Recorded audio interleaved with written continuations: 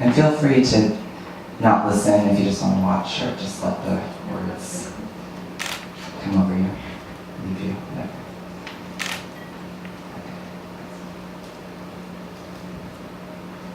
Gray world, carpet prance, back to you again.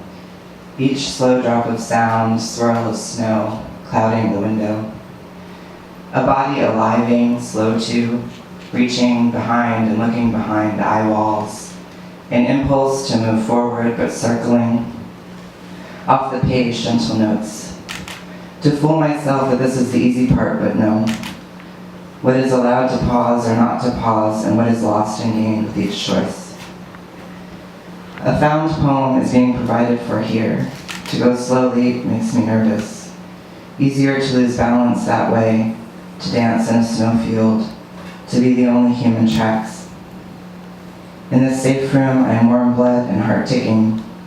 Why have I turned away from you? To do, to undergo, to observe the layers of consciousness, to be in this, not yet fully possible.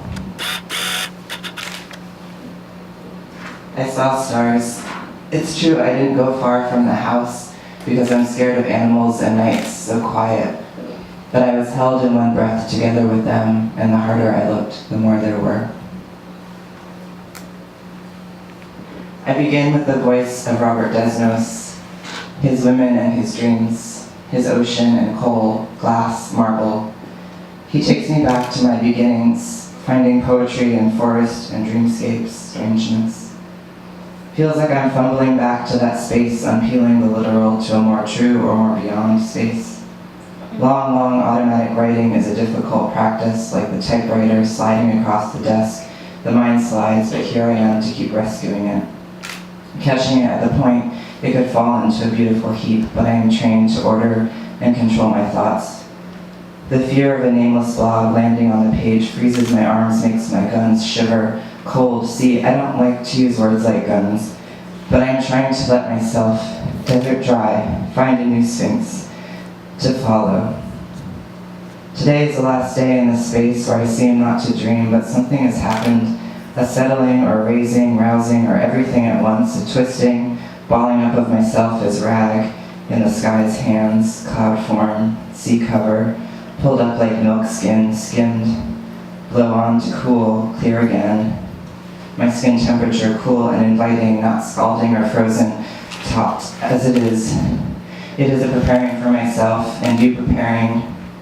It is a preparing for myself and you the view. I can't predict, but I'm climbing, aren't I? Yes, and there is see-through blue around and between us, green, white, and gray, and today I begin. The journey that brings us near, clear as a handful of melted snow. Snow on light and ocean view, the only thing worth bringing back and impossible. I slid, I did not go slowly, making the first set of prints. I found the forest changed, more see-through and less inhabited. Rounding the turn at my favorite spot, the fallen tree where I danced my summer heart out. I heard a murmuring and looked down the hill into the warning zone. It was a lighter blue and misty water or afterlife, I couldn't tell. Leaving the snow, even the clumped wet leaves were pulped gold. I stood for a moment to feel myself in the place, to listen, and I thought as if nodding off to sleep and suddenly catching myself mid-air. In here, it doesn't seem so bad to die.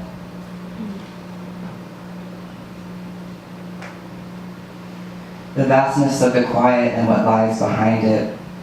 A walk in the melting woods, bursts of green, and up floats the snow in a fine powder from the ground as if we were disturbing it. There is a dark poem gathering in me. I am not sure by what name to call it.